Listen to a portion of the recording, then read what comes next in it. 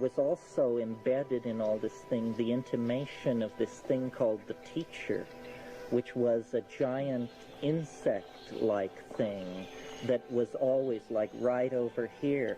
And there was the sense of something watching us from the sky, something moving us very, very gently but persistently toward this very weird breakthrough.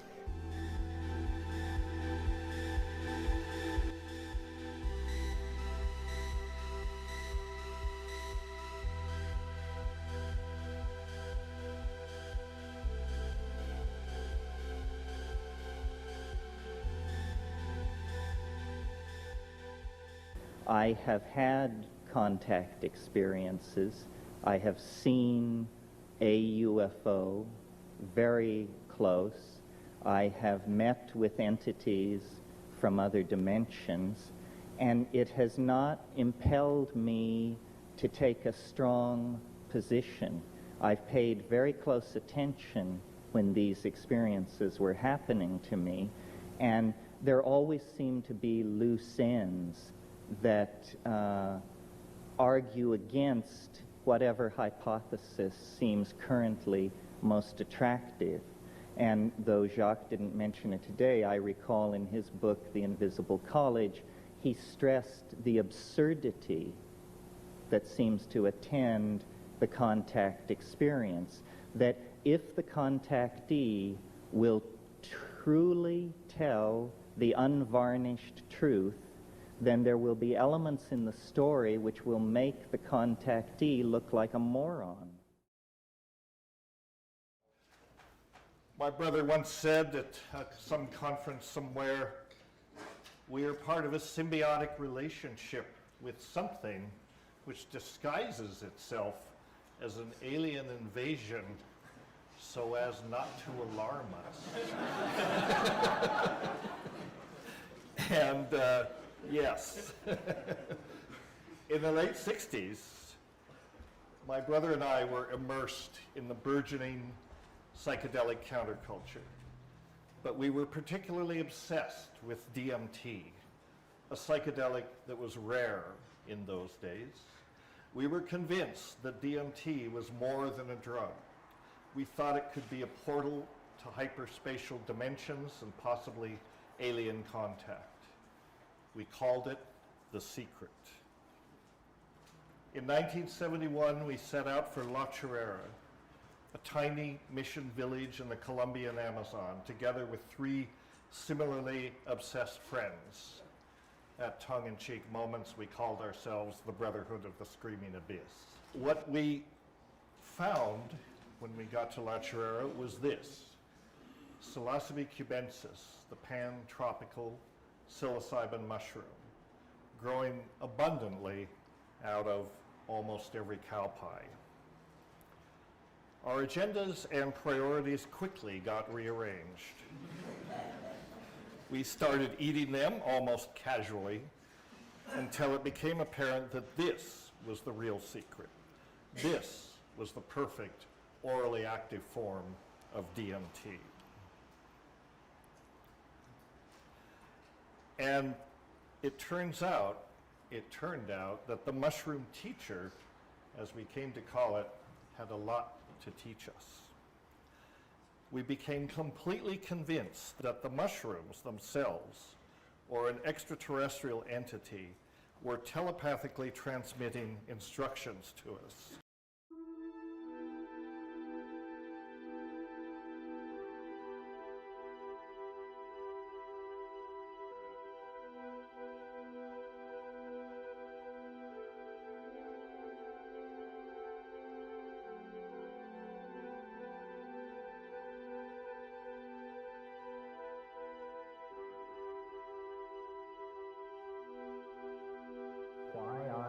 Companions have been selected to understand and trigger the Gestalt wave of understanding that will be the unleashing of the hyperspatial zeitgeist is becoming more clear to me each moment, though I know I won't understand our mission fully until the work is complete. We will be instructed in the use of the stone by some infinitely wise, infinitely adept fellow member of the hyperspatial community. Of that I feel sure. It will be the taking of the keys to galactarian citizenship. I speculate that we will be the first 5 human beings to be instructed in its use. Our mission will be to selectively disseminate it to the rest of humanity, but slowly and in such a way as to ease the culture shock. It is also somehow appropriate that at least some segment of the species have an intimation of the implications and possibilities of this, the last cultural artifact. How it happened to them. He says, well, a lot of people don't see it, and it's best that they don't. But there's insect-like anthropologists studying them. And at the time of making the sound, hearing the sound, this seen or unseen guardian will, I think he said, operate on your mouth. So you can make the sound.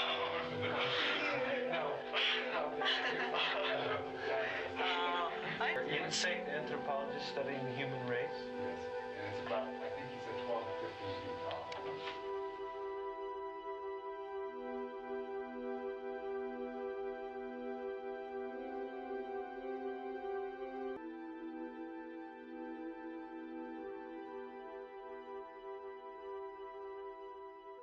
Was it a plunge into the abyss of shamanic reality? A rough initiation into the dimensions that shamans navigate daily?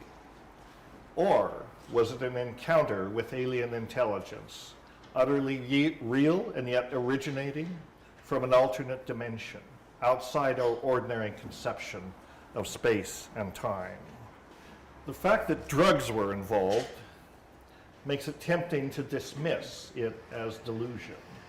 And yet, undeniably anomalous occurrences were witnessed by others not on drugs. And typical, if there is such a term for something like an alien encounter, typical alien encounters always have a signature that sets them apart from altered states or shamanic trance.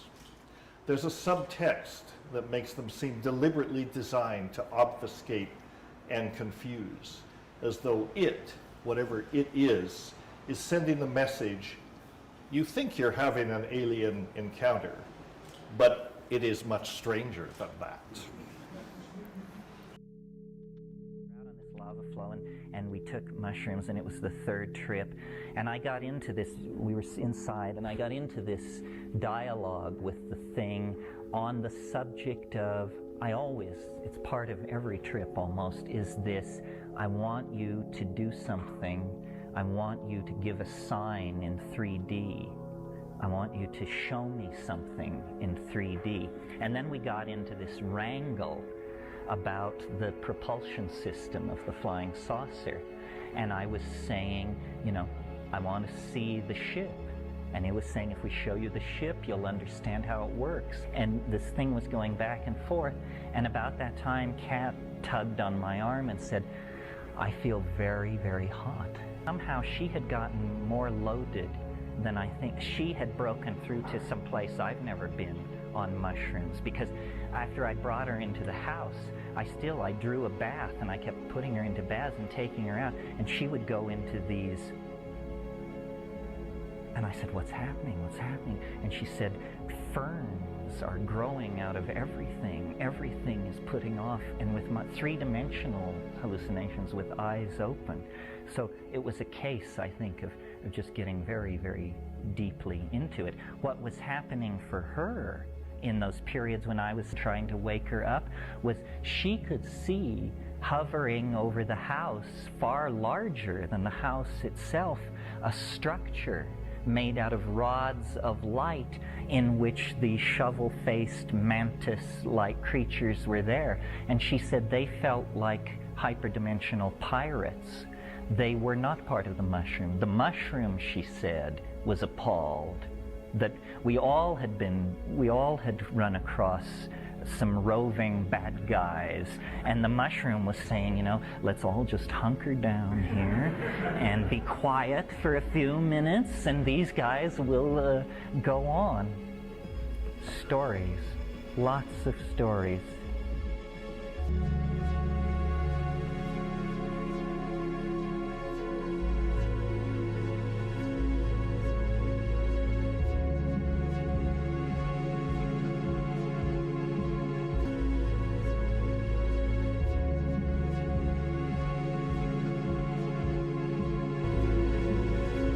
It's astonishing to me that in the 45 years that the UFO, are we being visited question has been kicked around, I have never seen in any UFO book or publication the suggestion made that if we believe we are being visited by organic, intelligent life forms from some other dimension or place in the galaxy, then we should very, very thoroughly examine the ecology of this planet for traces of its presence.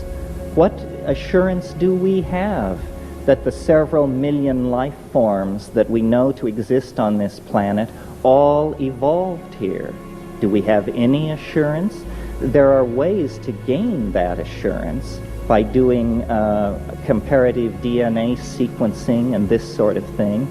Some of you may know my own position, or one of my positions, which is that plants and fungi containing psychoactive compounds are extremely viable candidates for extraterrestrial intruders into the environment of this planet. And this is not to put down Whitley's story, which is a very interesting story, but had he prefaced his story with the comment that before it all happened he took 5 grams of mushrooms, I doubt he could have sold it to his mother. Because in the world where mushrooms and other psychedelic plants are imbibed, such stories are commonplace. It's no big deal. So I'm always amused by UFO investigators and compilers of data who will tell you, well, the first thing we did is we got rid of all the stories told by anybody who was intoxicated on anything. It seems to me that move has probably absolutely precluded any possibility of understanding what is going on.